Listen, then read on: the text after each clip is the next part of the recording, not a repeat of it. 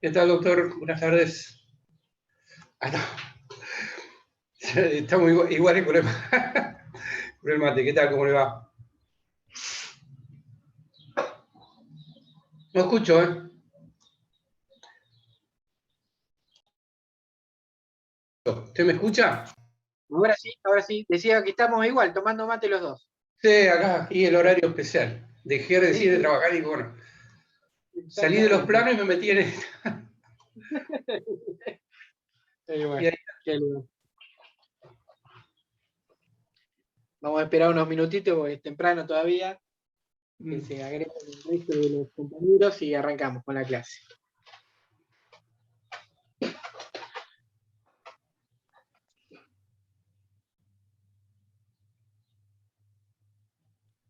Ahí estoy viendo la Fiamma, a Tomás. ¿Quién más tenemos? Joaquín, Santiago, Tomás de Sousa, Tomás Piacente. Tenemos muchos Tomás en la cursa.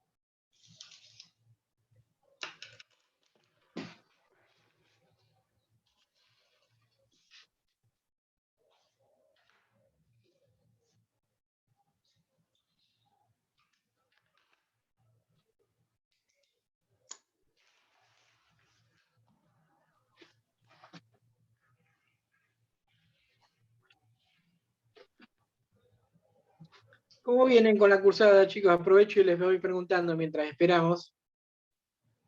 Con el material, ¿todo bien? ¿Están pudiendo acceder bien al aula virtual? sí, Con... se va a estar llevando, ¿no? Bien. Es extenso, como habrán visto, la materia es extensa, tiene muchos temas, ¿no? Y bueno, mucho material también. Pero bueno, como todas las materias de la carrera, hay que sentarse y leer, no hay otra.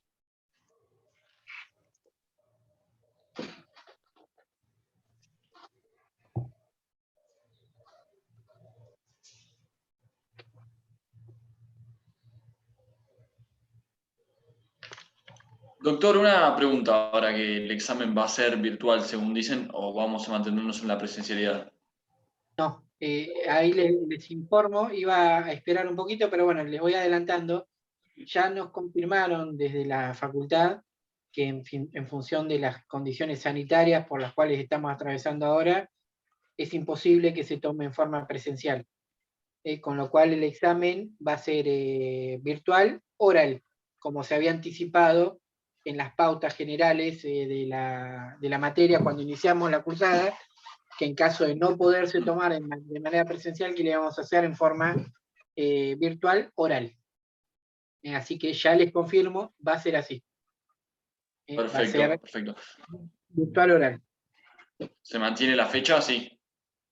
La fecha es la que está publicada en el cronograma de clases, es el día El 30 de 30. abril. Exactamente, es en esa fecha.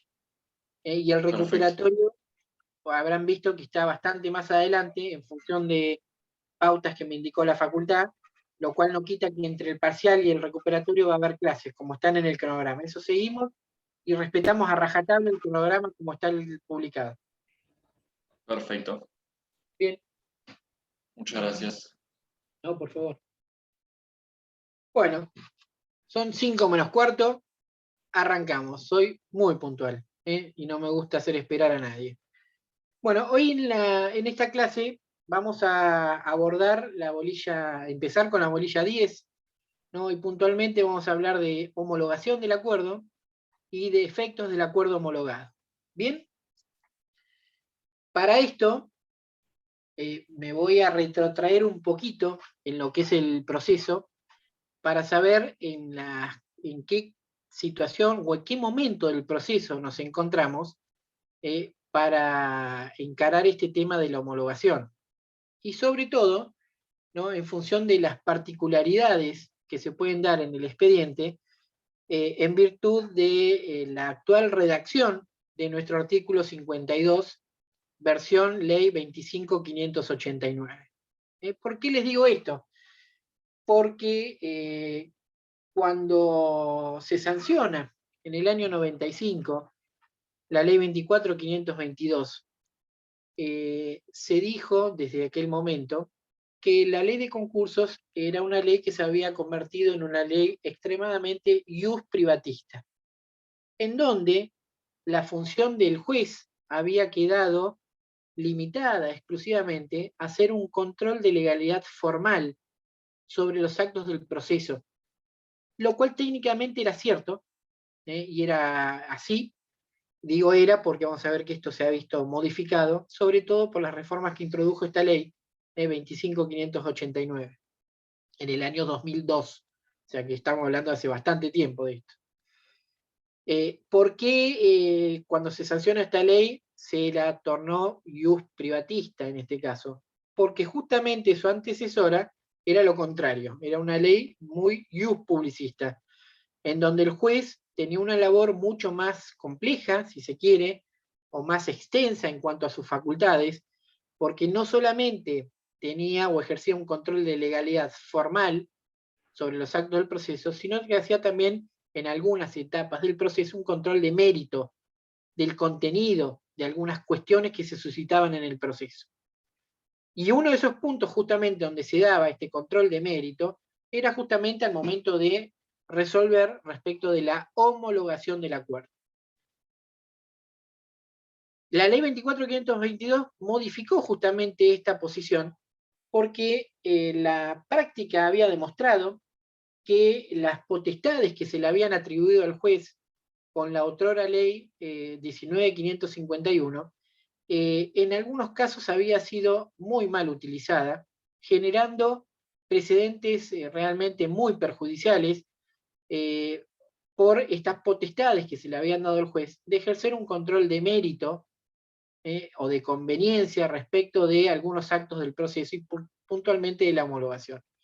Hubo muchas voces críticas respecto de esto, en donde se decía que el juez no tenía que tener tantas facultades con relación a esto, porque habían llevado a resultados muy disvaliosos y negativos, en algunos casos muy conocidos, como por ejemplo en el caso Sacetru, en el caso de la quiebra de SWIFT del TEC. Hubo varios precedentes muy trascendentes por empresas grandes que se trataban, en donde justamente por aplicación de estas potestades que tenía el juez, se había negado homologación y decretado la quiebra de estos sujetos. Cuando en el año 95 se sanciona esta ley, nos vamos al otro extremo, al extremo en donde las funciones del juez concursal, más allá de las potestades que ustedes ya han estudiado, que tienen esas facultades, potestades inquisitivas, de investigación, de impulso de la causa, discrecionales, oficiosas, había limitado un poco sí, su actuación a un control de legalidad formal sobre los actos del proceso, restándole esa potestad de hacer un control de mérito. Y puntualmente esto se daba al momento de la homologación, en donde, fíjense a qué punto esto era así, que el antiguo texto del artículo 52 se limitaba a decir que cuando no eran deducidas impugnaciones a la declaración de existencia del acuerdo, las mismas eran rechazadas, el juez debía homologar. Punto. Nada más. O sea, no tenía ninguna otra alternativa el juez. Rechazadas o no deducidas impugnaciones a la declaración de existencia, el juez debe homologar, decía. Cuando ustedes hoy leen el 52 y dicen, epa, me engañaron. Hoy nos encontramos con un artículo de los que no les gusta. Esos largos, que tienen muchos incisos, muchos puntos, y que ha tornado mucho más complejo la problemática, y claro, ni hablar que esto es así, porque es el texto que introdujo la ley 25.589, en donde, con motivo de nuevas críticas que se habían elaborado por parte de la doctrina y la jurisprudencia a el hecho de haberse quitado estas potestades de control de mérito del juez concursal, ¿no? Se alzaron las voces críticas nuevamente y dijeron, bueno, no, pero no puede ser un mero control de legalidad formal, tiene que tener algo más. Impulsaron esto, metieron presión y terminaron con la reforma de la 25.589 que instauró nuevamente un control de mérito respecto del acuerdo que se pretende homologar. Bien, la homologación, no hay duda, que es un acto jurisdiccional que lo que va a pretender es, o lo que va, la finalidad a la que está destinada es a efectuar un control judicial del acuerdo, que se va a pretender, ¿no?, dar validez con efecto de cosa juzgada, ¿no?, aquel acuerdo, aquella propuesta que dejó de serlo desde el momento que se obtuvieron las mayorías y el juez dijo que había acuerdo, la propuesta originariamente que había formulado el concursado a sus acreedores. Mediante la homologación, ¿qué es lo que se hace?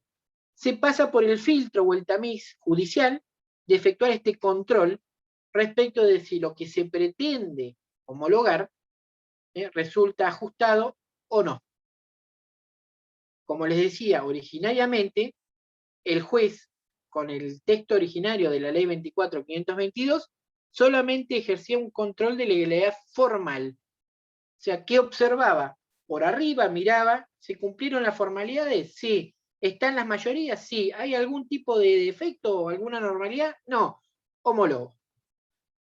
Pero hoy nos encontramos con un panorama mucho más complejo, distinto, ¿no? En función de que, fíjense las paradojas que se pueden dar, que de acuerdo con la redacción actual del artículo 52, habiéndose negociado en forma exitosa en el periodo de exclusividad por parte del concursado, en el sentido de que se formuló una propuesta, que se obtuvieron conformidades suficientes como para acreditar las mayorías, que se declaró la existencia del acuerdo, que puede haber habido o no impugnaciones, pensemos en la hipótesis que no hubo una impugnación contra la declaración de existencia, pese a todo esto, y que uno podría decir, el concursado cumplió lo que la ley le mandaba, los acreedores cumplieron su rol en esta etapa del proceso, el juez puede negarle homologación, puede no homologar.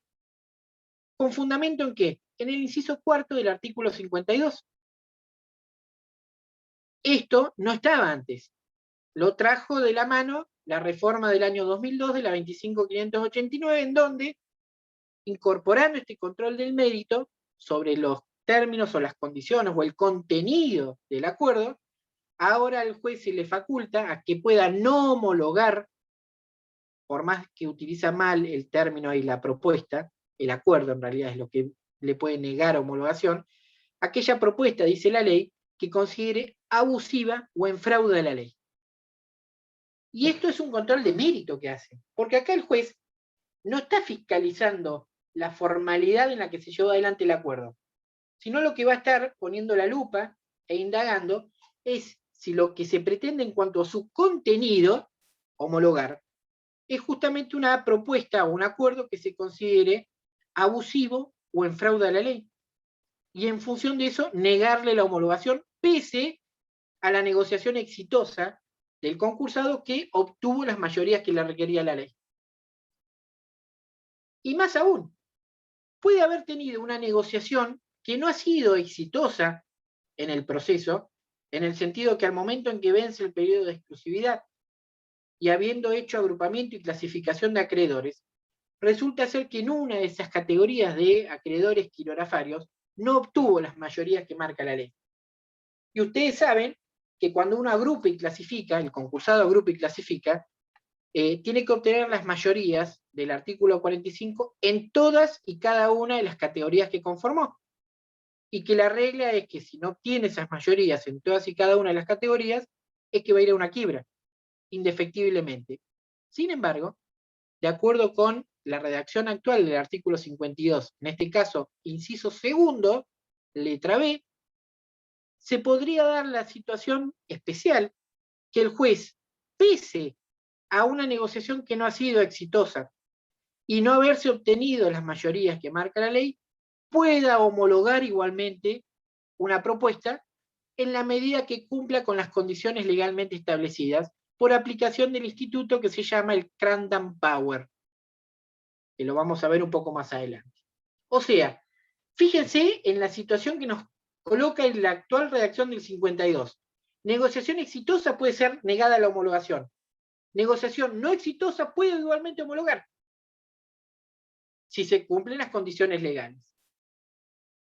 En función de esto, entonces, ¿qué vamos a decir en primer lugar? Que la homologación es el acto jurídico procesal o jurisdiccional por el cual se va a efectuar este control judicial del acuerdo que se pretende homologar. Acá no hay duda.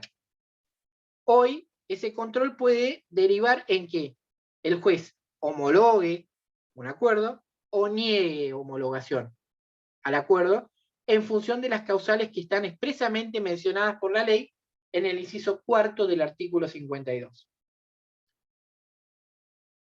Esto, obviamente, con todos los problemas que va a ocasionar y que vamos a ver en un rato. El hecho de negar homologación y qué hacemos con el expediente. Bien, primera cuestión. Segunda cuestión, cuando se llega al momento en el proceso en que vence el periodo de exclusividad, ustedes saben a esta altura que las alternativas van a depender en función de si, llegado ese momento, se han acompañado al expediente conformidades suficientes que permitan acreditar que están reunidas las mayorías legales. ¿Por qué? Porque si logramos acompañar conformidades suficientes que acrediten las mayorías legales, el juez, previo a la homologación, tiene que abrir una etapa impugnatoria que puede suceder o no, pero abrirla tiene que abrir, que comienza esto con la declaración que ustedes vieron, la declaración de existencia del acuerdo preventivo, en los términos del artículo 49. Venció el periodo de exclusividad dentro de los 3 días siguientes, dice la ley, que el juez tiene que decir si hay acuerdo. En función de hacer un simple cómputo.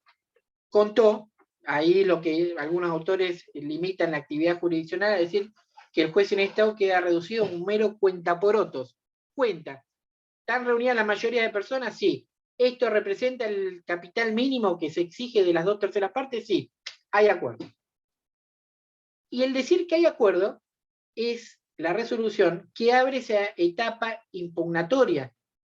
¿Por qué? Porque la declaración de existencia del acuerdo, como ustedes saben, puede ser objeto de impugnación en los términos del artículo 50, ¿no? Y por las causales que menciona taxativamente el artículo 50, dentro de los plazos que marca la ley para deducir el incidente por el cual va a tramitar la impugnación de la declaración de existencia del acuerdo.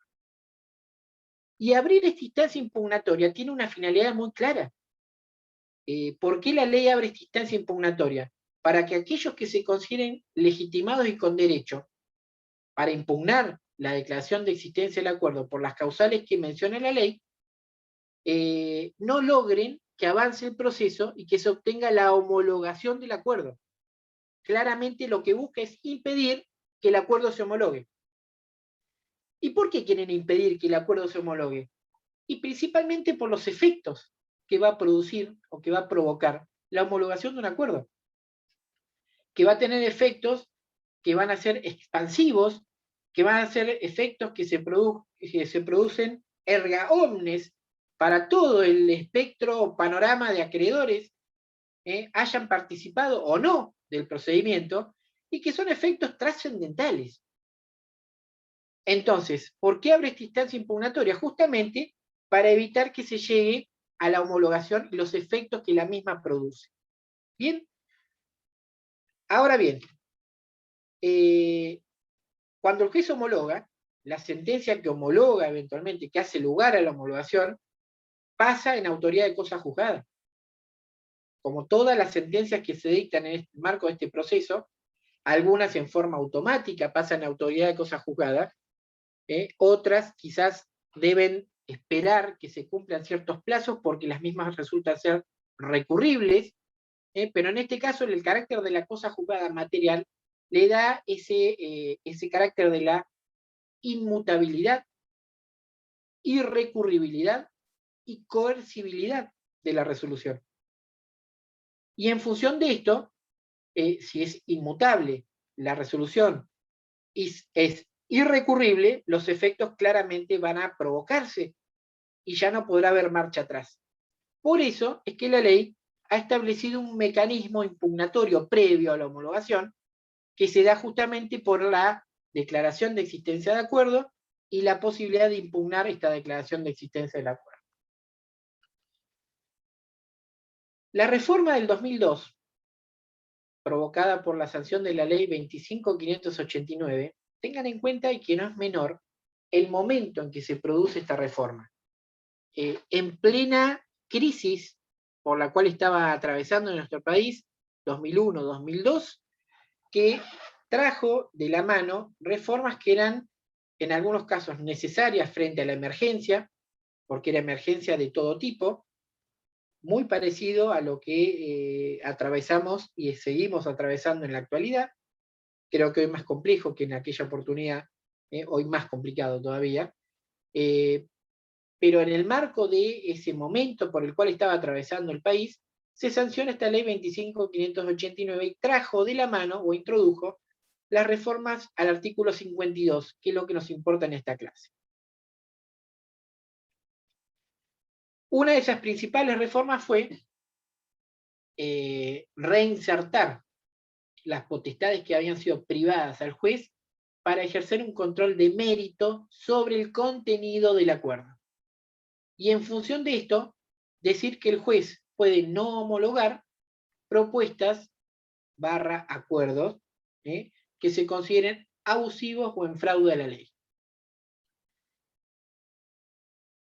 Lo incorporó de una forma realmente deplorable, ¿no? O por lo menos altamente perjudicial, porque uno de los principales problemas que planteó fue la interpretación de qué es lo que debemos considerar por una propuesta que se considere abusiva. A diferencia de lo que ocurre con otras figuras que se dan en la ley o con otros conceptos que incorpora la ley y que, como anticipa de alguna forma la ley, que pueden generar algún tipo de duda de interpretación, lo aclara. En este caso nada dijo. Guardó absoluto silencio y no dijo cuál es el parámetro o qué es lo que debemos considerar que es abusivo. Y el concepto de la abusividad, ustedes saben que tiene un alto voltaje de subjetividad. ¿Por qué? Porque esto depende del jugador. Principalmente, establecer qué es abusivo y qué no lo es. Cuando la ley no me dice qué es lo que considera abusivo, ¿no? ¿Queda a criterio de quién? Del jugador. Y es el juez entonces el que va a determinar qué es lo que considera abusivo o qué es lo que no considera abusivo. Con el perjuicio que trae aparejado esto, además, de que lo que puede ser abusivo para un juez puede no serlo para otro. Y entonces esto en qué se transforma, en una lotería, en una tómbola. Depende el juez si considera abusivo algo o no. Y realmente es lo que ocurre. Porque no hay parámetros, no hay criterios objetivos que le permitan al juez decir, es abusivo si se dan estas condiciones, o si no se cumple con esto. La ley no dice nada. La jurisprudencia, en alguna medida, ha ido delineando algunos aspectos, pero jurisprudencialmente. Y la realidad es que hoy el juez se encuentra legitimado para negar homologación judicial cuando considere que es abusivo lo que se pretende homologar. El hecho de que haya incorporado el fraude a la ley, les diría que es excesivo, es sobreabundante. No hacía falta que lo dijera en forma expresa, porque ya se interpretaba antes de la sanción de la 25.589 que ningún juez en su sano juicio iba a homologar un acuerdo que considerara que violaba o iba en fraude a la ley. Esto no hace falta ni siquiera decirlo. Que hoy lo hayan plasmado en forma expresa no hace más que ratificar lo que implícitamente ya se interpretaba. Y esto no es la situación de conflicto que se genera. El conflicto lo genera el alcance de la abusividad para negar homologación. ¿Bien? Y la otra reforma que trajo muy importante, la 25.589 al artículo 52, fue la incorporación del Candam Power. Así como les había anticipado, que en este caso el juez puede negar homologación a una negociación exitosa en función de la incorporación del Candam Power, del artículo 52, inciso 2, hoy el juez puede homologar, pese a no haberse obtenido las mayorías que marca la ley, en todas y cada una de las categorías, habiéndose categorizado y agrupado a los acreedores, en la medida que se cumplan con las pautas establecidas en los 4 incisos de la letra B de ese artículo 52, inciso 2. ¿Bien? Estas fueron las 2 principales novedades que trajo de la mano la 25.589. Ahora bien, cuando uno se pregunta, ¿no? En este caso, ¿está bien o está mal? Como está regulado actualmente este control que tiene que ejercer el juez desde el punto de vista jurisdiccional al momento de resolver sobre la homologación. Y acá quizás yo les voy a dar una opinión personal y que por supuesto hay autores que la comparten y autores que no. ¿No? En este sentido, yo soy de la idea, ¿no?, de considerar que estaba bien cuando la ley había establecido que el juez tenía un mero control de legalidad formal. ¿Por qué les digo esto? Porque la realidad nos demuestra que en la etapa de negociación del concurso preventivo, que se titula bajo el nombre de periodo de exclusividad, los principales actores y partícipes de esta negociación son exclusivamente el concursado y sus acreedores. Y el juez no tiene nada que hacer acá. El juez que tiene que velar porque las cosas se hagan cumpliendo las formalidades que marca la ley. Pero en la forma en que se ha reformado la ley en el artículo 52, lo vuelve al juez, por el control de mérito que ejerce sobre el contenido del acuerdo, en un juez empresario. Y yo no quiero jueces empresarios. Yo quiero jueces que resuelvan las cuestiones, ¿no? Y que no se inmiscuyan en aquellas cuestiones que no tienen que inmiscuirse. Y acá es medio como que los metieron de prepo en hacer esto. Porque si yo a ustedes les pregunto, ¿y qué es abusivo? Como les dije, la ley no lo define. Así como en otros casos, por ejemplo, en el tema del Candam Power, se encarga la ley de definir, ¿no?, en forma expresa, ¿no?, el concepto de discriminación, que vamos a ver un poquito más adelante. Uno no se explica por qué el concepto de discriminar, con el voltaje de subjetividad que tiene el término, lo aclara y lo define, y no hizo lo mismo con la abusividad. Pareciera intencional, ¿no?, que le tiraron la pelota a los jueces y decían, bueno, arréglense ustedes, ¿no?, y interpreten lo que quieran acá. En un caso da pautas interpretativas y en el otro caso no. ¿Y qué puede ser abusivo? Uno puede llegar a conjeturar o puede llegar a alguna conclusión de decir, bueno, podemos considerar que sea abusivo una propuesta / acuerdo que importe que se le ofrezca pagar poco o muy poco a los acreedores. Y sí, qué sé yo, la jurisprudencia ha dicho que en algún caso esta puede ser un criterio de lo abusivo, o que se le pretenda pagar a los acreedores, ¿no?, en un plazo muy prolongado, en 20, 30 años, los créditos que tienen reconocidos acá, o con una tasa de interés que realmente no reajuste el valor de la moneda, o directamente sin una tasa de interés, ¿no?, que permita reajustar esto. La realidad es que todas estas cuestiones han sido motivos de planteos en distintos precedentes jurisprudenciales, ¿no? Y la realidad, cuando uno se pone a indagar un poco más, ¿no?, sobre estas cuestiones,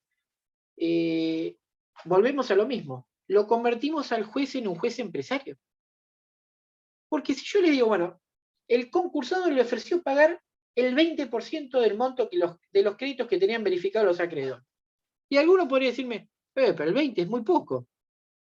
Y quizás ese acreedor acepta esas condiciones, porque si yo prefiero cobrar 20 y que este sujeto se mantenga en el mercado, porque es mi principal proveedor o porque es mi principal cliente, y no que se vaya a una quiebra. Que si se va a una quiebra desaparece y yo no solo no voy a cobrar el 20, sino que no lo voy a tener más de cliente. Entonces acepto el 20% y no me importa perder un 80%. ¿Y quién es el que tiene que tomar esa decisión exclusivamente? ¿Quién es al que tenemos que darle importancia en la toma de esa decisión? ¿Al acreedor o al juez? Por el juez que podría decir, no, mire, es muy poco, usted puede pagarle más. Haga un esfuerzo. Ofrézcale pagar un poco más. ¿No? Perdón, ¿por qué llega a esa conclusión? Sí, podrá tener elementos del expediente que le permitan decir que tiene mayores ingresos, pero si él ofrece eso es por algo. Y si los acreedores lo aceptan, también es por algo. Porque la mayor herramienta o poder que tienen los acreedores es en la negociación decirle, no te conforma la propuesta. No, considero que es insuficiente, no te presto la conformidad. Está bien, alguno me podría decir, bueno, pero hay un régimen de mayorías y las mayorías se imponen sobre las minorías. Bueno, está bien, pero si la mayoría le da el ok, es porque evidentemente la propuesta tuvo aceptación entre los acreedores. Y en función de eso, entonces, aceptan esas condiciones. ¿Y qué tiene que hacer el juez ahí? ¿Qué se tiene que andar metiendo, ¿no? Evaluando o especulando si puede pagar un 5% más, un 10% más o un 15% más? O si en vez de pagarlo en 5 años lo puede pagar en 3. O si en vez de 10 en 5. O si la tasa activa o la tasa pasiva. Estas son cuestiones que yo particularmente considero que quedan en la esfera privada, exclusiva del concursado y sus acreedores. Y el juez nada tiene que hacer acá. Sin embargo, con la reforma esta se incorporó el control de mérito en cabeza del juez y ya no se limita más a un mero control de legalidad formal, sino que en este caso también tiene un control de mérito en este supuesto. Ahora bien, en este aspecto tenemos algunos precedentes jurisprudenciales que empezaron con esta carrera, ¿no?, de reinsertar el control de legalidad formal y sustancial o de mérito en cabeza del juez. Esto empezó ya allá por el año, fines del año 95, o sea que fíjense que empezaron ya a impulsar esto al poco tiempo de la reforma, ¿no?, en donde ya algunos decían, no, guarda, hay que tener algún control, algún cuidado. Y el primer precedente que podemos mencionar es el de la naviera Línea Argentina de Navegación Marítima y Fluvial, en una quiebra, en donde la Cámara Nacional de Comercio, ¿no?, estableció algunos criterios, algunos parámetros que comenzaron a marcar un rumbo. A esto le siguió a lo mejor el precedente de Covelo, en donde ya se dejaba entrever y se abría la puerta, ¿no?, a que la actuación o la labor del juez no debía limitarse exclusivamente a un control de legalidad formal, ¿no?, cuando se podía observar del contenido del acuerdo que podría todo en potencial, ¿no?, afectarse, ¿no?, el interés público o el ordenamiento en su totalidad, decía, ¿no?, la jurisprudencia, y que en función de eso, entonces, el juez podía llegar a negarle la homologación. Bueno, después hay una serie de precedentes, ustedes después en los PowerPoint tienen algunos fallos más en esto, pero todo esto desembocó en un fallo muy importante que ustedes tienen que conocer, porque fue el primero que empezó a fijar pautas más concretas y claras, que fue el fallo Línea Vanguard, del año 2001, en donde en este fallo de Línea Vanguard se establecieron por la Cámara Nacional de Comercio y se fijaron pautas en donde se negó homologación, ¿no?, a propuestas que en el caso concreto, en este, era una propuesta que lo que ofrecía era el pago del 40% de los créditos verificados sin ningún tipo de interés, con 5 años de gracia y a pagar en 20 cuotas anuales. Eso es lo que se había ofrecido. Esto, el juez del juzgado que resolvió, consideró que era abusivo y la Cámara confirmó esta posición en el sentido de que el pago que se ofrecía era, decía, virtualmente irrisorio, ¿no? Y que afectaba los derechos de los acreedores a la íntegra satisfacción de sus créditos. Volvemos a lo mismo, volvemos a lo mismo. Y ya esto, insisto, con una visión personalista, yo creo que el juez no puede meterse en esta cuestión, ¿no? Salir en defensa. El juez tiene que ser imparcial. El juez no puede actuar en defensa de los intereses de algún sujeto dentro de este proceso. Y acá la realidad es que la actuación está haciéndolo en defensa del interés de los acreedores.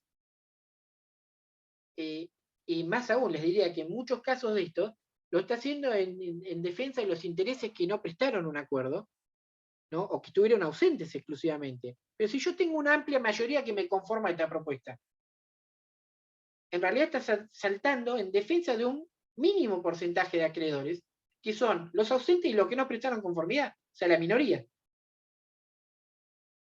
Sin embargo, a este fallo, ¿no?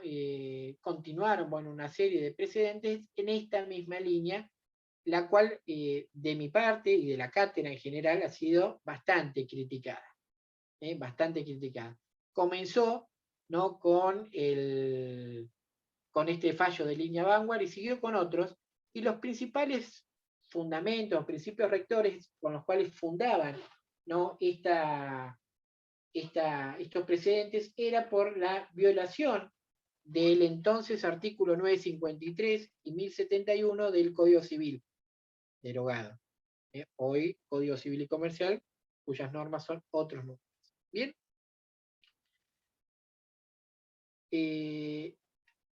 Pero esto nos lleva a otro tema.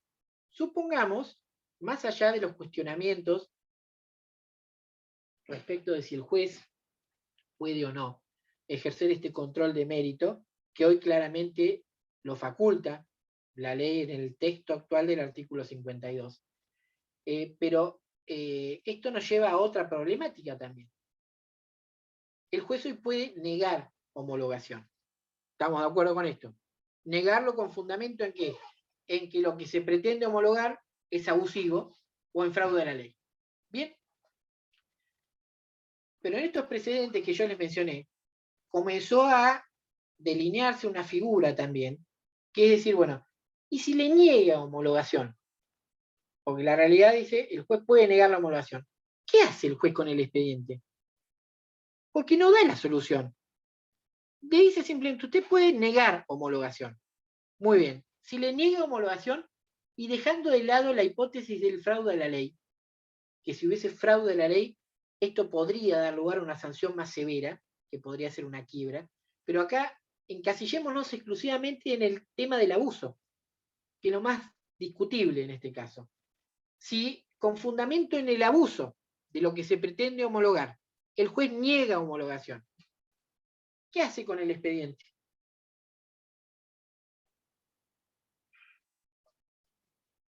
Y uno podría llegar a conjeturar y decir, bueno, a alguno a lo mejor se le cruzó por la cabeza y dice, bueno, le decreta la quiebra. ¿Por qué le va a decretar la quiebra? Cuando el concursado ha demostrado que su actuación y su negociación ha sido exitosa, ha logrado obtener las mayorías que le marca la ley, ha logrado obtener una declaración que dijo que había acuerdo, y que al momento en que el juez tiene que resolver los pedidos sobre la homologación, porque él considera que es abusivo, le niega la homologación. Obviamente que decretarle la quiebra no va a poder hacerlo, porque además es una sanción que tiene que ser interpretada con carácter suma y extremadamente restrictivo. ¿Cómo le vamos a decretar la quiebra a un concursado que ha demostrado negociar en forma exitosa? No, no podemos. Claramente no podemos hacer esto. En algún momento mi padre proponía como alternativa decirle, bueno, si le niega homologación, entonces ¿qué debería hacer? Mandar a archivar el expediente. Como dando a entender, decir, bueno, lo intentó. El juez no quiso, bueno, lo dejamos ahí. Evidentemente esta tampoco puede ser una solución legal válida, porque no podemos dejar como si nada hubiese ocurrido. Archivar no puedo el expediente, decretar la quiebra tampoco, porque sería una sanción a alguien que ha demostrado que ha actuado de forma correcta y diligente, y con una negociación exitosa. Entonces, ¿qué fue lo que se elaboró acá? Y se comenzó a hablar en la jurisprudencia, porque insisto, la solución legal no está, de lo que se denomina la tercera vía. Lo que se denominó la tercera vía. Debo aclarar, ¿no?, que la tercera vía, esta solución legal que se propuso desde la jurisprudencia, es una solución que tiene muchos visos de ilegalidad. Debo adelantar esto. Alguno podría decir, bueno, pero es mejor esto que le decreten la quiebra. Sí, está bien, pero tampoco es la solución correcta. La quiebra no la pueden decretar por lo que le acabo de decir. Pero no por esto nos vamos a conformar con esto que tampoco es bueno. Pero bueno, es la única alternativa, ¿no?, que muchos autores le encontraron a la solución de este problema. ¿Y por qué digo que tiene visos de ilegalidad esta tercera vía como una forma de dar solución a esto? Porque la tercera vía que se propone consiste en ¿qué? En retrotraer el proceso al inicio nuevamente de la etapa de negociación. O sea, ¿qué es lo que propone esa tercera vía? Como el juez consideró que esto era abusivo, lo manda al concursado a que nuevamente efectúe una propuesta en el periodo de exclusividad que nuevamente va a iniciar y que negocie nuevamente con los acreedores, ajustándose a las pautas que en general los jueces deberían indicar. Porque si el juez se limita, esto para que ustedes vean la complejidad que tiene el tema, si el juez se limita simplemente a negar homologación, porque dice es abusivo, pero no dice a su criterio en qué consiste la abusividad. Yo puedo tener el problema de que dice es abusivo, mande y lo manda a renegociar, y mejora la propuesta, pero al momento en que el juez tiene que volver a tener que resolver sobre la cuestión, pueda seguir manteniendo su posición y decir, sigue sin convencerme. Considero que sigue siendo abusivo. Entonces, si el juez no fija pautas concretas o claras en determinar en qué él considera que está la abusividad, a mí no me da una pauta objetiva como para poder, como concursado, modificar y negociar en función de los parámetros pretendidos por el juez. Lo cual me parece ya un disparate, ¿no?, que el juez sea el que fije las pautas, ¿no?, para establecer, ¿no?, una negociación exitosa a su criterio. Porque Una pregunta. Sí. Una vez que dice que es abusivo y no homologa, vuelve a abrir esta tercera vía, una etapa de periodo de exclusividad nuevamente, vuelve posteriormente a esto a dictar una resolución de existencia de acuerdo y abre el periodo de impugnación por 5 días nuevamente. Correcto, lo mismo. O sea que es otra vez el mismo proceso. Exactamente, igual. Y por eso Una le pregunta. decía, sí, ¿La resolución que no homologa el acuerdo es inapelable o se puede apelar también? ¿cuál es el principio en materia de resoluciones que se dictan en el marco de un proceso concursal? Vos me lo vas a contestar. Es la apelabilidad, la inapelabilidad. Correcto. Entonces esto sigue la regla, es inapelable. Con lo cual no me dejan alternativa, ¿Y no ¿no? se solucionaría si fuese apelable? ¿No sería una mejor que abrir una tercera vía?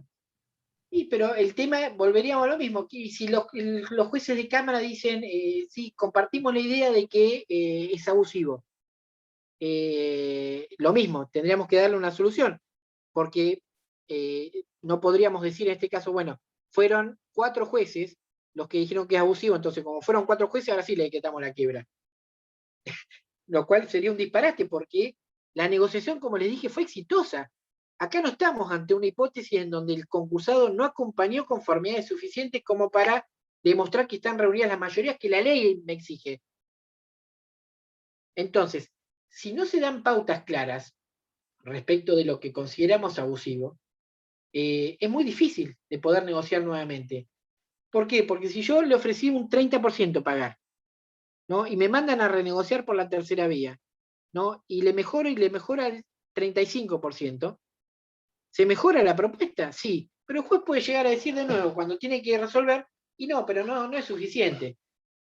Entonces tampoco sería justo, ¿no?, de colocarlo en una situación donde decirle, bueno, ¿qué quiere usted?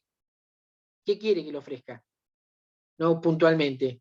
¿Y está bien esto que sea el juez el que diga qué es lo que tiene que ofrecer? No, claramente no. Pues si no es muy fácil, yo me siento delante del juez y le digo, bueno, vamos a hacer una cosa, cambiemos de rol. Tome, acá le doy la llave de la empresa, porque usted que me dice que puedo pagar más, no, encárguese usted de la empresa y yo me siento acá. Y esto tampoco pareciera ser justo, ¿no?, que esta sea la solución. Y además de todo esto, insisto, hay un agravante más. El juez del juzgado 1 puede tener este criterio, y el juez del juzgado 2, que está al lado del, separado por una pared, ¿no?, lo que el del 1 considera abusivo, el del 2 no lo considera abusivo. Entonces, ¿qué es una lotería esto? Y no podemos tampoco dejar a la suerte de cuál es el juez que va a intervenir en el proceso, de decir cuál es el criterio que él tiene para que lo que considere abusivo o no. ¿Y todo esto por qué viene? ¿O viene de la mano de qué? Que la ley no ha sido clara, que la ley no ha fijado pautas claras, objetivas, que la ley ha puesto un concepto con un alto grado de subjetividad sin dar parámetros concretos para dar solución a esto. Yo creo que ha sido intencional, para dejarlo al criterio de cada juez, ¿no?, y evaluar cada caso en particular. Pero esto va a permitir establecer tantas pautas como casos puedan llegar a plantearse. Ahí preguntan, ¿cuántas veces se puede dar la tercera vía? Y la realidad es que las veces que sean suficientes. Entonces esto puede ser un círculo vicioso, que nunca termine. Pero como generalmente ocurre en la jurisprudencia, cuando se niega o cuando se ha negado homologación con fundamento en lo abusivo, los jueces fijan pautas, como que para el momento en que se abra la tercera vía, ¿no?, se ofrezca la propuesta salvando esas observaciones, entre comillas, que ha hecho el juez, para evitar justamente que esto sea un círculo que nunca termine. Pero en definitiva, entonces, ¿qué es esto? Y es amoldarme a los criterios del juez. Entonces ya no me permiten libremente una negociación. Me tengo que amoldar o acoplar a una negociación en función de los parámetros que el juez me establece. Y remarco, que el juez me establece, porque no es la ley. Porque la ley nada dice de esto. Con lo cual, esta es una complicación. Y la ilegalidad estaría dada en qué? Que la creación jurisprudencial de esta tercera vía viola claramente un principio procesal, que es el de la preclusión. Señores, ustedes ya han estudiado procesal y saben que el principio de la preclusión es aquel que determina que los procesos se encadenan en etapas y que una vez cumplida y cerrada una etapa no se reabre. No podemos retrotraer el proceso a una instancia que ya está cumplida. ¿Y acá qué está haciendo? Esto. Acá está haciendo de cuenta, bueno, pero una cuestión menor, violamos el principio de preclusión, no pasa nada. Es preferible esto a la quiebra. Obviamente, ¿no? Pero ni una cosa ni la otra lo justifica, ¿no? Y la creación de esta tercera vía viola el principio de preclusión. Retrotrae el proceso a un momento que ya estaba cumplido y cerrado. Pero fue la única alternativa que le encontró la jurisprudencia frente a la deficiente redacción e incorporación que trajo el artículo 52 a este concepto que estamos viendo acá. ¿Bien? Ahora bien, el artículo 52,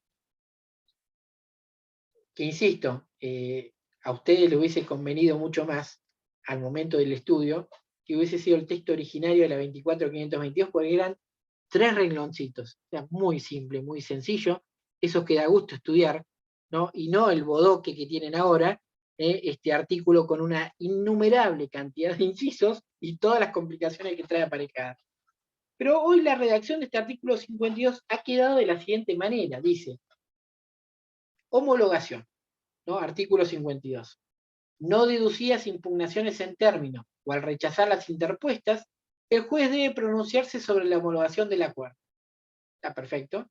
Antes decía el juez debía homologar, porque no tenía la alternativa de negar homologación. Bien, hoy dice el juez debe pronunciarse sobre la homologación del acuerdo, que es correcto, porque el juez puede decir que homologa o que no homologa. Bien, primer inciso dice, si considera una propuesta única aprobada por las mayorías de la ley, debe homologarla. Y ya partimos de un error acá. Porque dice, bueno, si no ha habido agrupamiento y clasificación de acreedores y ha tratado unificadamente el pasivo, y dice que está aprobada por las mayorías de la ley, debe homologarla. En función de lo que acabamos de hablar, ¿debe homologarla? No, si considera que es abusiva o en fraude de la ley. Con lo cual esto lo tenemos que naturalmente complementarlo con el último inciso. Entonces, no es que debe homologarla, sino que la va a homologar si no considera que es abusiva o en fraude de la ley. Segundo inciso, dice, si considera un acuerdo en el cual hubo categorización de acreedores, quirografarios, y consiguiente pluralidad de propuestas a las respectivas categorías. O sea, acá estamos frente a la hipótesis en donde el concursado hizo uso de la facultad o potestad que el artículo 41 le confiere de poder agrupar y clasificar a sus acreedores. ¿Bien? O sea, hubo agrupamiento y clasificación. En función de eso, ¿qué es lo que nos dice la ley? A. Debe homologar el acuerdo cuando se hubieran obtenido las mayorías del artículo 45 o, en su caso, las del artículo 67. Siempre estamos hablando acá de la mayoría especial que ha regulado nuestra ley para el concurso en caso de agrupamiento, que ustedes van a ver más adelante. Creo que todavía no vieron concurso en caso de agrupamiento, pero lo van a ver un poquito más adelante. Con la misma aclaración, debe homologar, ¿no? Siempre y cuando no considere que una alternativa, las mayorías del 45 o las del 67, tampoco han sido, ¿no?, obtenidas abusivas o en fraude a la ley. La letra B es lo que incorporó el instituto que les dije que se denomina el Crandall Power. Instituto que ha sido copiado o ha sido extrapolado del derecho norteamericano, de la Bankruptcy Code, en donde lo que se determina, en este caso, es que el juez podría encontrarse en la situación de homologar una propuesta en donde hubo agrupamiento y clasificación de acreedores, pese a no haberse obtenido las mayorías en todas y cada una de las categorías que la ley exige o requiere que se obtengan. ¿Qué significa Crandall Power? Inglés, imagínense, perdón la pronunciación, no soy experto en esto, pero el significado de esto quiere decir empujar o aplastar hacia abajo. Porque esto es lo que busca esta figura, de aplastar una categoría, que es justamente la que no obtuvo las mayorías legales, hacer de cuenta que esta categoría no está, y si están cumplidos los requisitos que marca la ley, homologar el acuerdo. Esto es la figura del Crandall Power. Ahora, fíjense que se le dice la letra B de este artículo 52. Si no se hubieran logrado las mayorías necesarias en todas las categorías, el juez puede homologar el acuerdo e imponerlo a la totalidad de los acreedores quirografarios, siempre que resulte reunida la totalidad de los siguientes requisitos. O sea, estamos entendiendo acá que no se ha cumplido la regla básica, en el sentido de que si yo creé 3 categorías de acreedores quirografarios, porque agrupé y clasifiqué, el concursado, para lograr en principio que se homologue, ¿no?, este acuerdo, va a tener que tener, ¿no?, las mayorías en todas y cada una de las categorías que conformó. La mayoría doble de personas y de capital. Bien, ahora, si por ejemplo en una de estas categorías yo no obtuve esas mayorías legales, podrá el juez evaluar si se dan las condiciones que en el inciso 2, letra B, fija el artículo 52 para poder ver si se puede aplicar el instituto del Crandall Power. ¿Y cuáles son esas condiciones legales que tendría que el juez evaluar para ver si puede hacer uso y aplicar el Crandall Power? La primera de ellas dice que por lo menos exista la aprobación de una de las categorías de acreedores quirografarios. Esto es bastante común que se pueda dar en la práctica, como les dije recién, 3 categorías de quirografarios, En 2 de ellas están reunidas las mayorías del 45. Y en una de ellas no la tengo. ¿Se cumple el primer requisito que me marca la ley? Sí, porque habla de la aprobación por al menos una de las categorías de acreedores quirografarios. En este caso hay 2 que lo cumplen. Perfecto. Avanza el juez. Está cumplido esto. Segundo requisito, conformidad de por lo menos las 3/4 partes del capital quirografario total, en este caso. Entonces, ¿qué hace el juez? ¿Qué evalúa? Dice, bueno, muy bien, tenemos 3 categorías de quirografarios. Las 2 que tienen mayoría, ¿cuánto representan en el total del capital? El 80%. ¿Se cumple entonces el mínimo de las mayorías que marca la ley? Sí, porque la que no tenemos, la conformidad, representa un 20% del capital total. ¿Está cumplimentado entonces el segundo requisito acá? Sí. Seguimos avanzando. Tercer requisito que marca la ley. La ley nos habla de no discriminación, dice, en contra de la categoría o categorías disidentes. Fíjense que acá introduce el término este de la discriminación que hoy les mencioné. Término subjetivo también, o con una alta carga de subjetividad.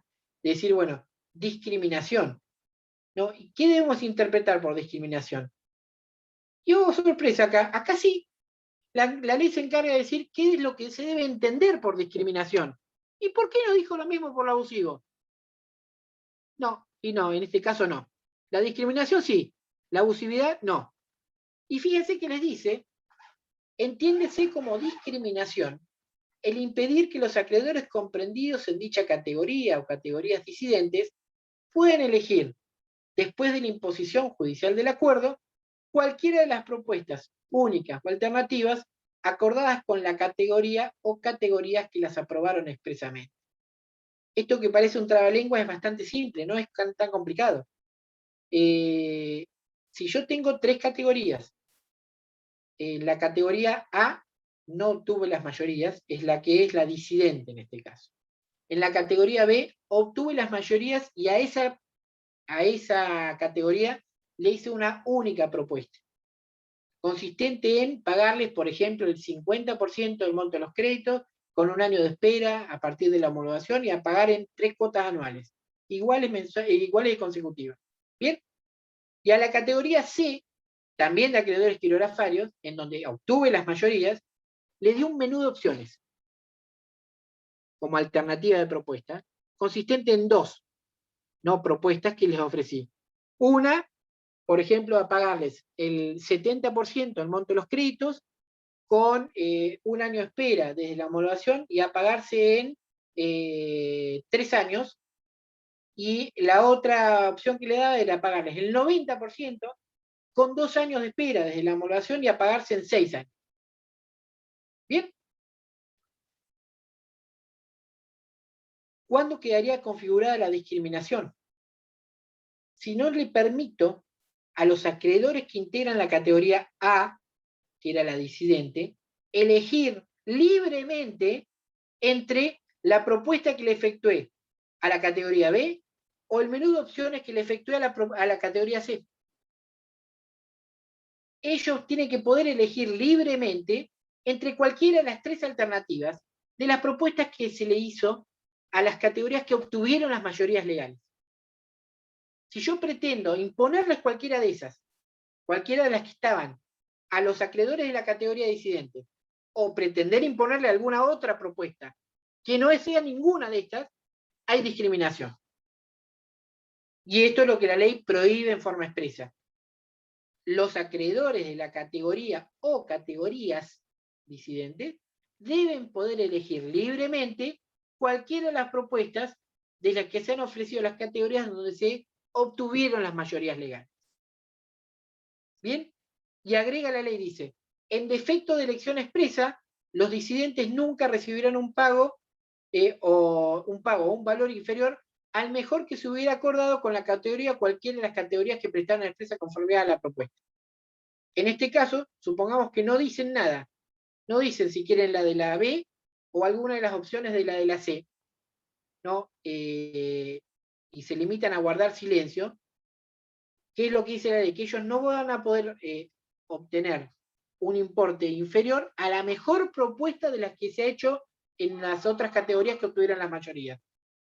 En este caso, ¿cuál sería? La que se le ofreció pagar el 90%. O sea, que menos de eso, en las condiciones que estaba propuesta ahí, no podrían recibir.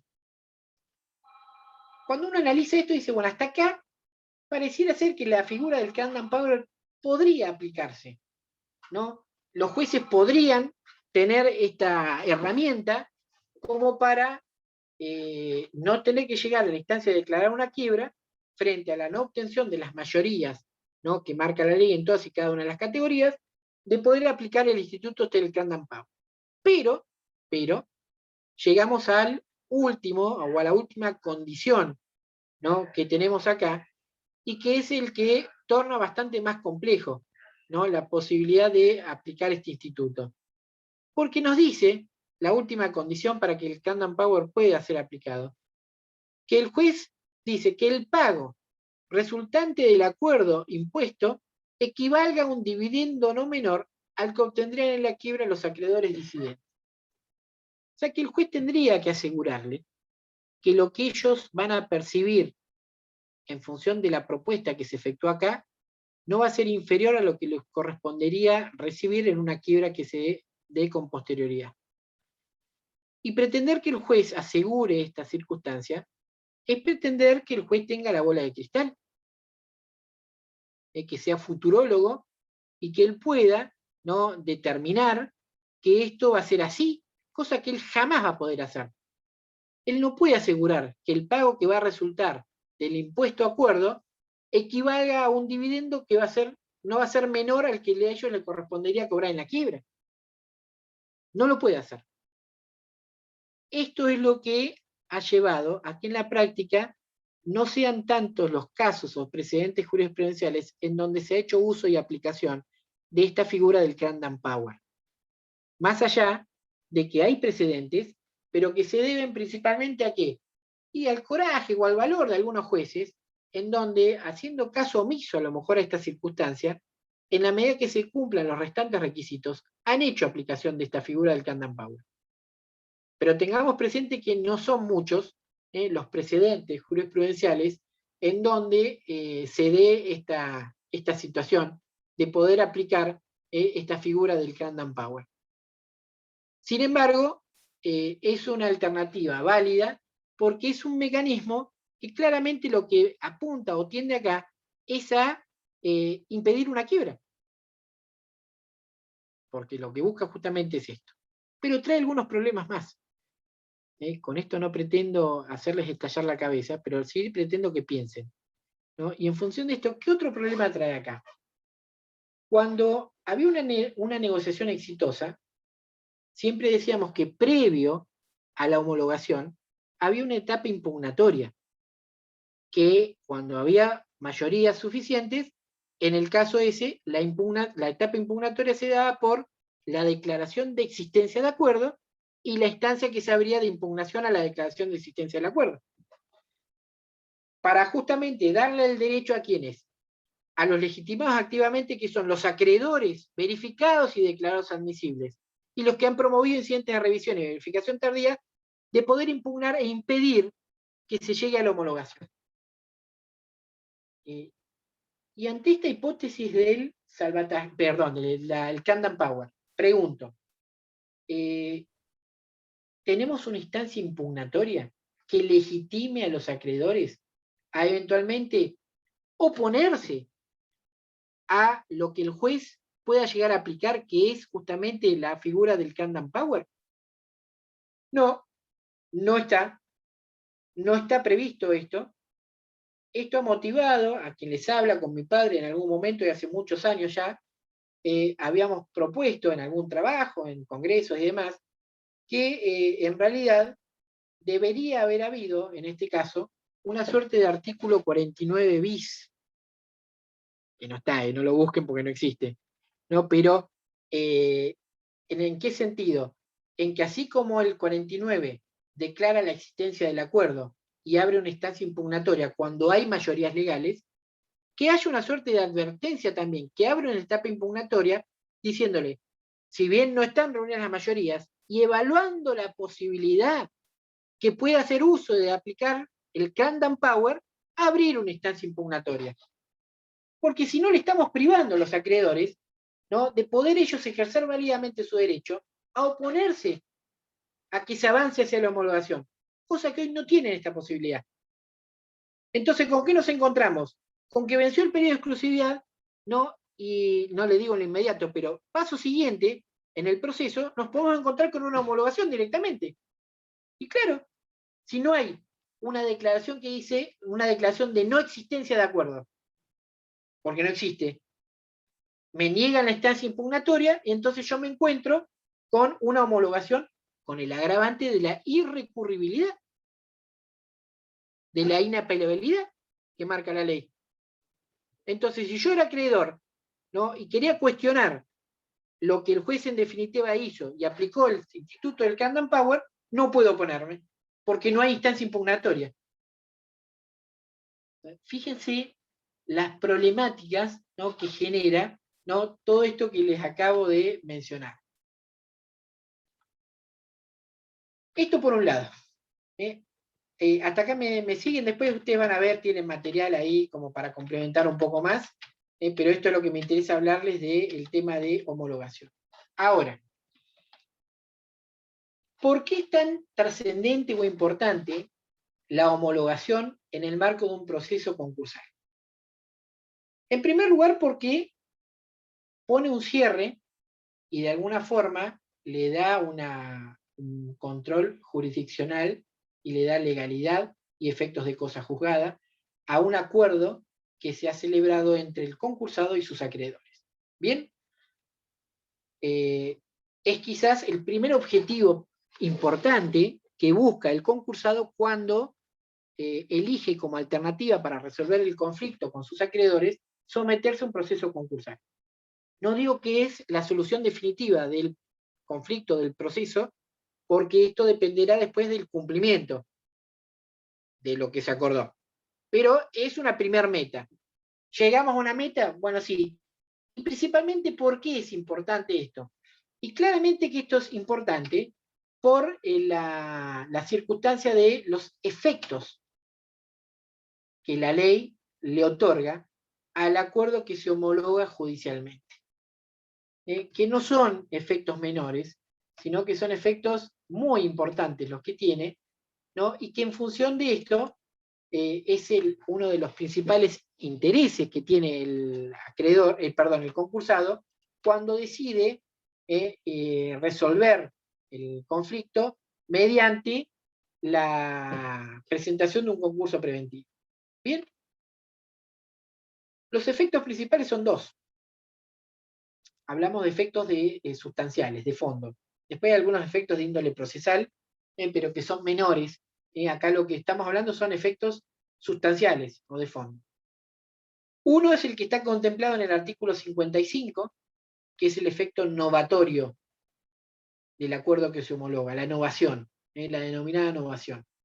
Y el segundo efecto está contemplado en el artículo 56, el cual ustedes han estudiado, pero por otros temas o por otra problemática, principalmente dirigida a que contempla la situación de los acreedores tardíos, pero en la primera parte nos habla del efecto, de uno de los efectos principales del acuerdo que se homologa, que es el que se refiere a la aplicación a todos los acreedores. O sea, de el espectro erga omnes de la aplicación subjetiva de este acuerdo que se homologa. ¿Bien? Fíjense ustedes que el acuerdo que se homologa, como primer medida, dijimos que produce la novación. Artículo 55. Y cuando uno se pregunta, bueno, pero el concepto de novación es un concepto que nosotros ya hemos estudiado. Sí, claramente, a lo mejor alguno no tiene tan fresco porque lo estudié hace unos cuantos años atrás, en obligaciones, y se les enseñaba en obligaciones que la novación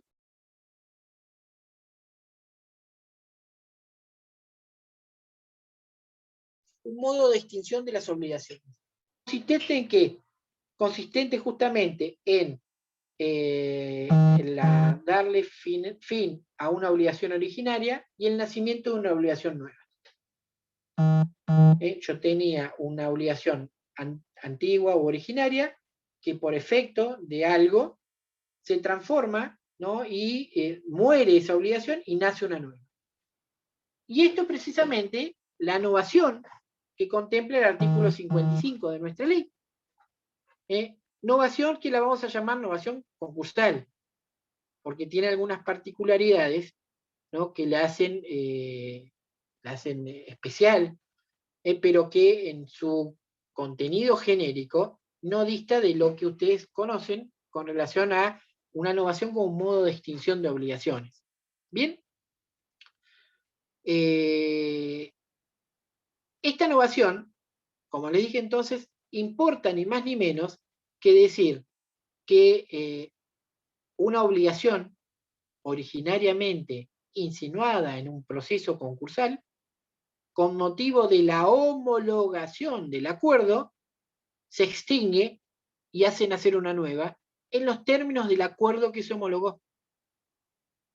Acá ven claramente plasmado el efecto novatorio, en donde si yo soy un acreedor, me insinué el proceso y me verificaron por 100, mi crédito originariamente, o mi obligación originaria en este proceso son 100.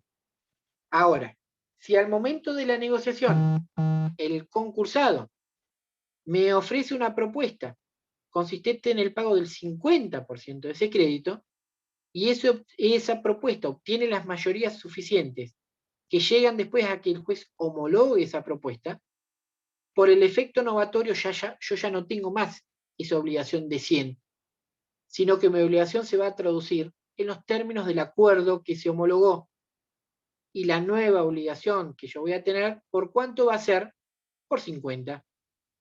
¿Por qué? Porque el contenido de esa nueva obligación es el que emana expresamente del acuerdo que fue efectuado a los acreedores y que recibió la homologación judicial. ¿Bien?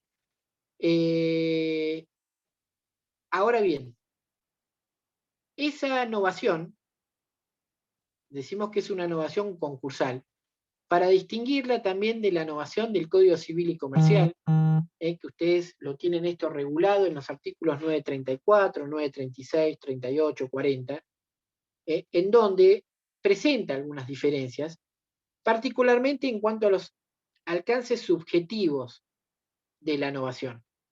¿Por qué? La novación concursal, ¿a quién favorece exclusivamente?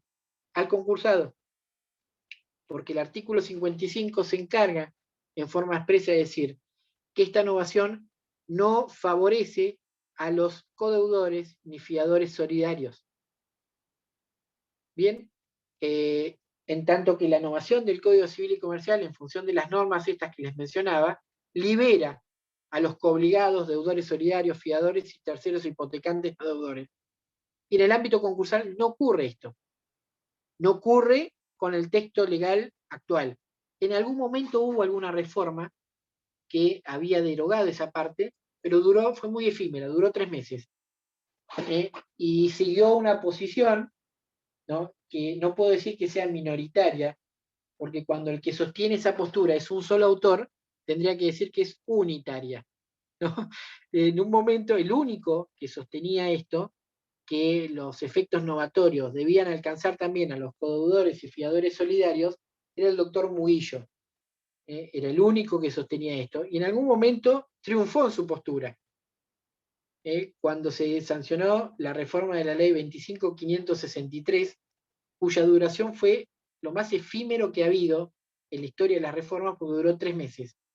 Cuando se sanciona en el 2002 la 25.589, se vuelve al texto originario, que es el que tenemos actualmente vigente, que dice que la novación no alcanza o no favorece a los codeudores ni fiadores solidarios. En función de esto, lo que le quiero decir es lo siguiente. El concursado se va a ver favorecido por los efectos novatorios, ¿no? Y tan es así que esta novación es definitiva. es categórica, es concluyente, es materialmente inamovible. ¿En qué sentido? Que si se homologa el acuerdo, la novación se produjo y la obligación originaria se extinguió e hizo nacer la nueva obligación en los términos del acuerdo que se homologó. Y esto tan es así que incluso en la hipótesis de una quiebra indirecta eventual que pueda llegar a ocurrir, mantiene firmeza esto. Si quiebra con posterioridad del concursado, ¿renacen las obligaciones que originariamente se habían reconocido en el proceso concursal? No. Entonces, en la quiebra, ¿por cuánto va a participar? Por el 50%, porque fue lo que se homologó en el acuerdo. Por eso es la importancia del efecto novatorio que estamos hablando acá. Habría un solo caso en donde sí renacerían, ante una sola hipótesis de quiebra indirecta que se puede llegar a plantear, que es ante la situación de que la quiebra se decrete como consecuencia de la nulidad del acuerdo homologado, en los términos del artículo 60-62. Pero es un solo caso. En todos los restantes casos de que se produzca una quiebra en forma indirecta, la novación se produjo y queda inamovible. Y en la quiebra participa en los términos del acuerdo que se homologó. O sea que el acreedor se vio perjudicado en cierta medida por ese acuerdo que se homologó y puede participar en la quiebra única y exclusivamente por el porcentaje y en las condiciones del acuerdo que se homologó. Ahora, en este sentido, el único que se ve beneficiado por los efectos novatorios de este acuerdo es el concursado. Pero si yo tengo codeudores como acreedor, codeudores o fiadores solidarios de la deuda que el deudor principal es el concursado, los codeudores o fiadores solidarios, ¿por cuánto van a tener que responder en este caso? ¿Por el 50% o por el 100%? No, por el 100%. Claramente, porque la norma expresamente lo dice, que los efectos novatorios no alcanzan a los codeudores y fiadores solidarios. No se ven ellos beneficiados por esto. De la única manera, y esto me lo van a decir ustedes, ¿cuál sería, no, la única manera en donde un fiador, por ejemplo, se pudiera ver beneficiado con los efectos novatorios?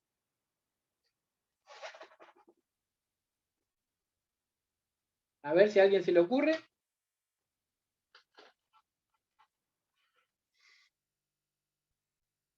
Muy bien, Juan Martín Cardén, que por escrito contestó.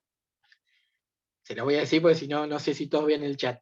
Si se concursara bajo la figura del concurso del garante. Ahí no hay duda. ¿Por qué? Porque la ley justamente ha previsto la figura del concurso del garante frente a esta hipótesis particular que estamos viendo acá. Porque si alcanzara los codeudores y fiadores solidarios, ¿para qué vamos a incorporar el concurso del garante?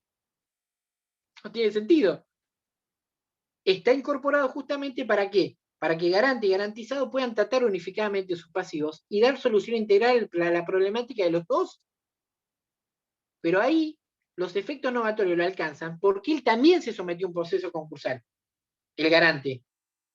Pero si él no se sometió a un proceso concursal, no puede pretender que se le extiendan los efectos novatorios del obligado principal a él.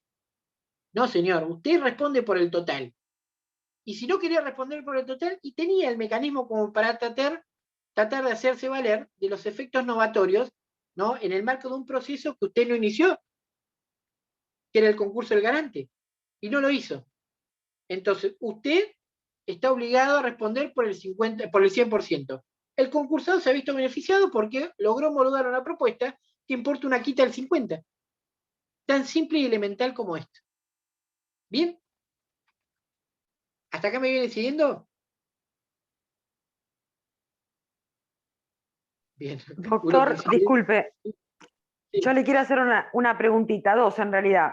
Primero, lo que no me queda claro es el tema de los acreedores que no están de acuerdo con la propuesta del deudor. Ellos tienen la vía de un futuro juicio de conocimiento, sería de un proceso de conocimiento, lo van a esperar para mejor fortuna. ¿En qué queda toda esa gente? ¿Y cuánto puede ser el mínimo o el máximo de esos acreedores que no se suman a esa propuesta, sería?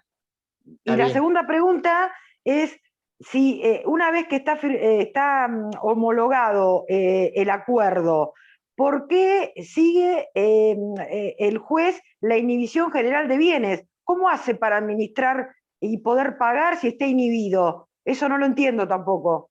Bueno, O sea, que como se va el síndico también, digamos, ¿quién queda con todas esas responsabilidades? bien, vamos entonces de a partes. Las respuestas a lo primero que vos estás planteando acá son la consecuencia del otro efecto que produce la homologación del acuerdo y que se refiere a la aplicación a todos los acreedores. El efecto novatorio entonces ya lo dejamos de lado, es lo que les acabo de explicar. Pero el otro efecto importante es el que contempla precisamente el artículo 56, que es el que le da la aplicación de los efectos del acuerdo que se homologó a todos los acreedores, o sea, una aplicación erga omnes. ¿Bien? Y no hay duda de esto, porque la ley hace, ¿no?, o torna aplicables los efectos de este acuerdo homologado, no solo a aquellos acreedores que han participado activamente en el proceso, sino también lo torna imponible a aquellos acreedores disidentes y ausentes. Con lo cual, si yo no participé en el proceso, pero soy un acreedor concursal, o sea, que la causa o título de mi crédito es anterior a la presentación del concurso, y no participé en el proceso, ¿se me aplican los efectos del acuerdo homologado, no habiendo participado del proceso? Sí, por supuesto. Entonces no voy a tener una alternativa ulterior, un proceso de conocimiento posterior, o alguna otra vía como para hacer un reclamo. ¿Por qué? Porque los efectos del acuerdo que se homologó me alcanzan también a mí. O sea que yo, pues si no sería muy fácil. Algún acreedor diría, bueno, yo no me quiero andar complicando con un concurso. Me mantengo al margen, espero que termine, ¿no? Y después de que termine, entonces hago el reclamo por la vía que corresponda. No, no, señor. Si usted es un acreedor concursal, porque la causa de origen de su crédito es anterior a la presentación del concurso, queda alcanzado por los efectos del acuerdo que se homologó, por más de que no haya participado. Y esto expresamente surge de la ley. Fíjense que el artículo 56 les dice expresamente: el acuerdo homologado produce efectos respecto de todos los acreedores quirografarios cuyos créditos se hayan originado por causa anterior a la presentación, aunque no hayan participado en el procedimiento. O sea, refiriéndose claramente a los ausentes. A los disidentes claramente también, porque en el momento que hay un régimen de mayorías, las mayorías se imponen sobre las minorías. Está bien, usted pataleó. ¿Le sirvió de algo el pataleo? Si las mayorías conformaron la propuesta, no, de nada. ¿Se le aplican a él también? Sí, por supuesto. Porque las mayorías se imponen sobre las minorías. Con esto, ¿qué quiero decirle entonces? Que si se tratan de acreedores concursales, los efectos del acuerdo que se lo homologó se le aplican a todos. Obviamente estamos hablando de acreedores quirografarios. Siempre, porque es con quien yo tengo la obligación legal de negociar. Ustedes bien saben a esta altura que no existe obligación legal de negociar con los privilegiados, sin perjuicio de lo cual la ley permite, ¿no?, que el concursado pueda encarar una negociación con los acreedores privilegiados, pero no está obligado. En el marco de este proceso no está obligado, pero puede hacerlo. Con los quirografarios sí, estoy obligado. Y puede renunciar al privilegio también. Bueno, y por eso que la ley, fíjense que les dice, también produce iguales efectos respecto a los acreedores privilegiados verificados en la medida de que hayan renunciado al privilegio.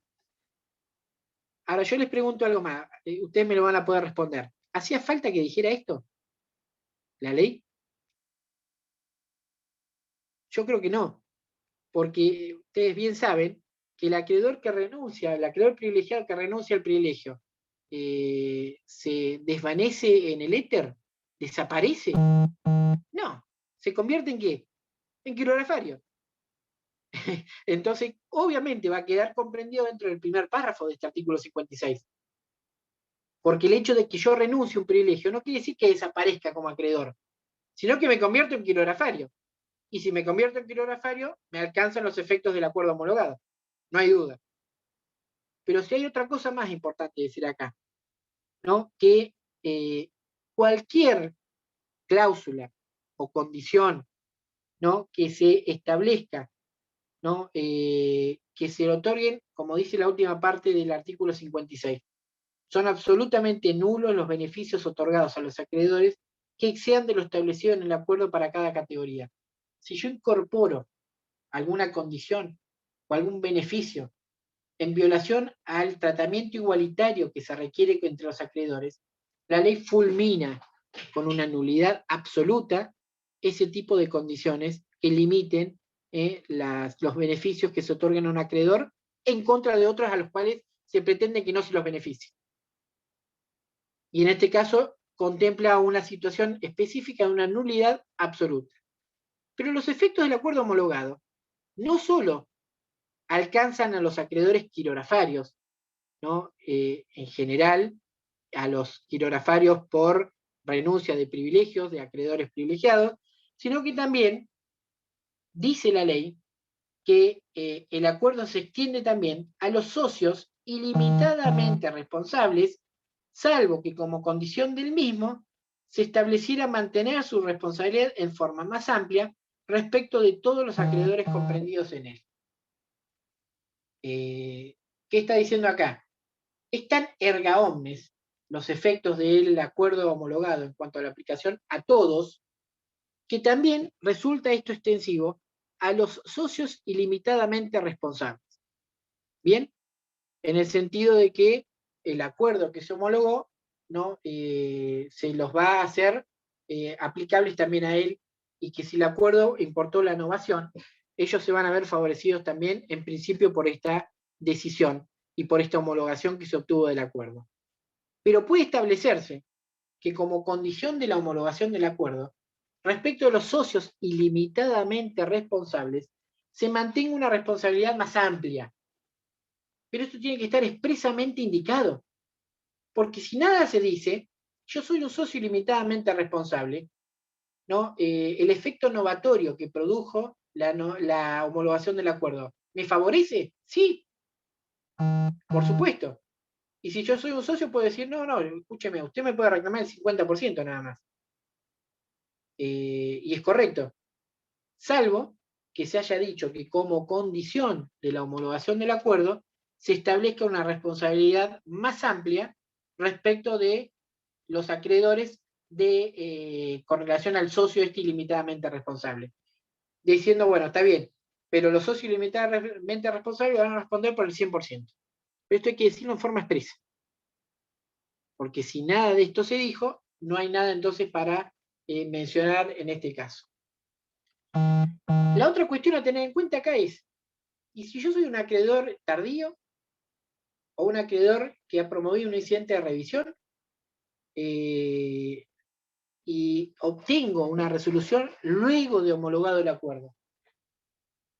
¿Los efectos del acuerdo homologado se me aplican también a mí? Cuando yo obtuve sentencia después de que se homologó el acuerdo, a través de una verificación tardía o de un incidente de revisión. Sí, claramente, porque en la circunstancia de cuando obtengo el reconocimiento no va a hacer cambiar el motivo de que mi crédito sigue siendo un crédito de causa o título anterior a la presentación del concurso. Con lo cual, claramente, ¿no? En este caso, los efectos del acuerdo homologado los van a alcanzar. Y si se trata de un acreedor privilegiado, los efectos del acuerdo homologado los alcanza. ¿Y la regla cuál sería? No, que no los va a alcanzar, porque dijimos que no tengo obligación legal de negociar con ellos, lo cual no descarta la posibilidad de que pueda llegar a negociar. Ahora, solamente podría hacerse efectivo los efectos del acuerdo homologado respecto a acreedores privilegiados si se dan estas condiciones. Si son acreedores con privilegio general, si se les efectuó propuesta y se obtuvieron las mayorías que marca el artículo 45. Porque son igual las mismas mayorías que se exigen para los quirografarios. Entonces ahí podría homologarse una propuesta para acreedores con privilegio general, y en ese caso los alcanzaría los efectos del acuerdo homologado por cuanto se obtuvieron las mayorías que marca la ley. Y si se tratara de acreedores con privilegio especial, solamente podría hacerse efectivo o aplicarse los efectos de un acuerdo homologado si se ha obtenido en esa categoría que la unanimidad, porque acá no hay mayoría. En el caso de privilegiados especiales se requiere siempre la unanimidad. Entonces, la medida que haya unanimidad, puedo hacer exigible o puedo pretender que se le apliquen los efectos del acuerdo homologado respecto a acreedores con privilegio especial. Si no, no. Si no, no. Al no estar comprendidos en el acuerdo, no puedo, ¿no?, exigirle absolutamente nada. Esto surge en forma expresa, ¿no? Y con esto voy redondeando, y ya veo la hora, las 6 ya. Bueno, 6 y 10, perdón. Y termino entonces con esto. Fíjense que el artículo 57 contempla justamente esta situación relacionada con acuerdos para acreedores privilegiados. ¿Y qué les dice? Los efectos de las cláusulas que comprenden los acreedores privilegiados se producen únicamente si el acuerdo es homologado. O sea, si obtuve, ¿no?, mayorías suficientes que permitan homologar el acuerdo que se hizo con los acreedores privilegiados. Los acreedores privilegiados que no estuviesen comprendidos en el acuerdo preventivo, ¿qué alternativas tienen acá? Porque el tema es el siguiente, está muy bien. Yo soy un acreedor privilegiado. La propuesta se dirigió exclusivamente a los acreedores quirografarios. Entre tanto, los acreedores privilegiados, ¿no?, están en una situación de no poder hacer nada, ¿es cierto? Están en stand-by, salvo algunos, ¿no?, que tienen esas prerrogativas especiales, como pueden ser los acreedores hipotecarios o prendarios, que, deducida la verificación, pueden promover la ejecución hipotecaria o prendaria. Pero el resto de los acreedores privilegiados no pueden accionar judicialmente hasta tanto no se resuelva sobre la homologación. Cuando se homologa el acuerdo, ¿qué alternativas van a tener los acreedores privilegiados frente, ¿no?, a la falta de propuesta a los mismos, una vez homologado el acuerdo con los acreedores quirografarios? Y bueno, tienen dos alternativas, de acuerdo con el artículo 57. Ellos podrán, una vez homologado el acuerdo, dice la ley, ejecutar la sentencia de verificación, una de las alternativas, ejecutar la sentencia de verificación ante el juez que corresponda, dice la ley. Hay un único juez que puede ser el competente en este, que es el juez del concurso. Entonces, este es el juez que va a corresponder acá, de acuerdo con la naturaleza de sus créditos. Pero también le da como alternativa que con el reconocimiento ese que se obtuvo del crédito privilegiado, podrían también, demostrando los recaudos que marca la ley, pedir la quiebra. Pero tengan en cuenta acá que el pedido de quiebra que pueda formular este acreedor privilegiado no es en los términos del artículo 63, que solamente esto está reservado para la hipótesis de incumplimiento del acuerdo. ¿Qué podrían decir ellos que se incumplió si no se les homologó ninguna propuesta? No hay incumplimiento.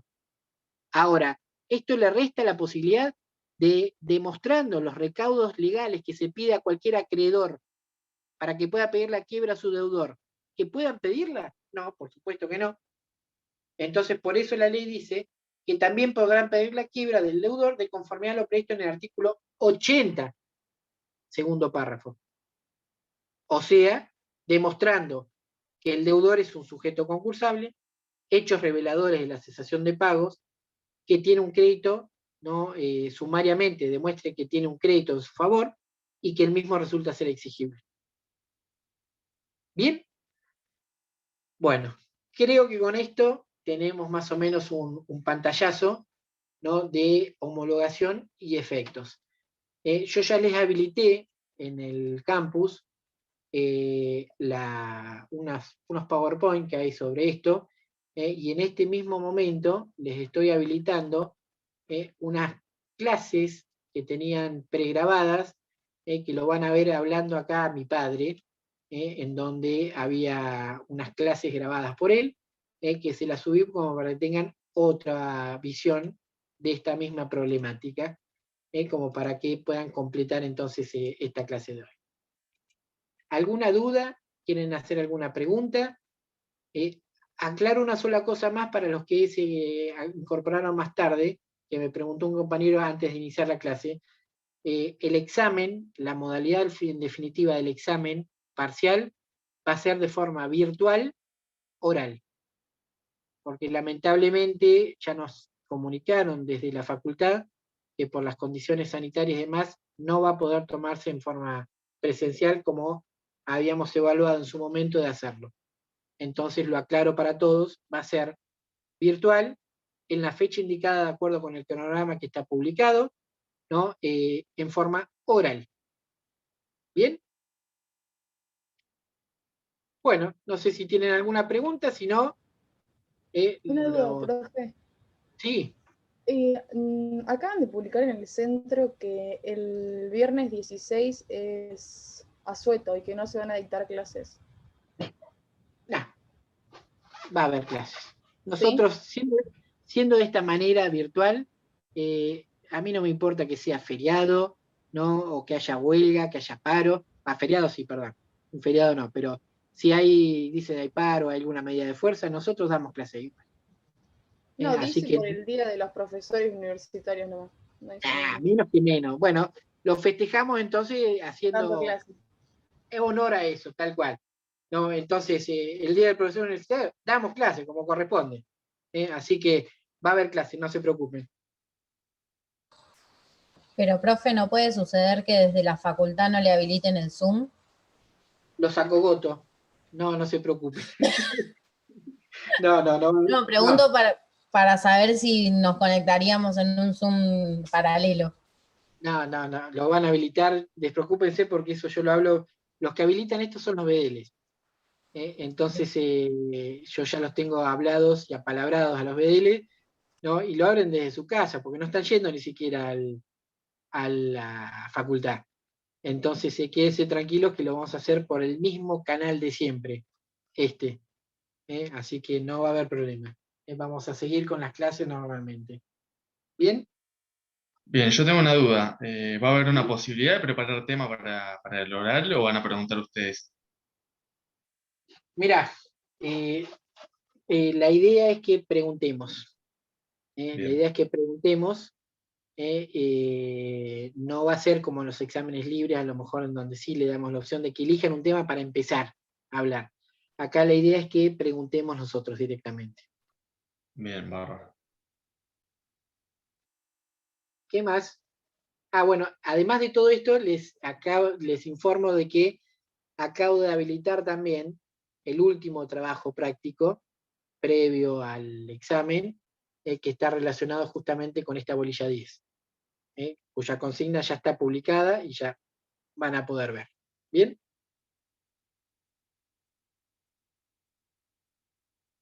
¿Alguna otra duda? Si no... Es una chiquitita solamente. Los anteriores trabajos prácticos nos va a corregir. Sería, ya está el 1, el 2, 3, y este es el cuarto, y sería el último, doctor. El primero, fíjense que tuvo corrección automática directamente, porque era un cuestionario que estaba en forma automática. Los siguientes trabajos, el 2, el 3 y el 4, son de corrección manual, que se les va a estar dando las devoluciones en la medida del vencimiento de los plazos. Pero ya se están corrigiendo. Quédense tranquilos. Van a tener la corrección de sus trabajos.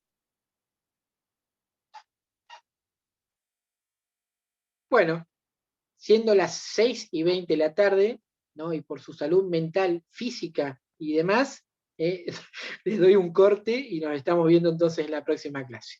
¿Bien? Saludos. Hasta luego. Saludos para todos. Chao, hasta luego. Díganme.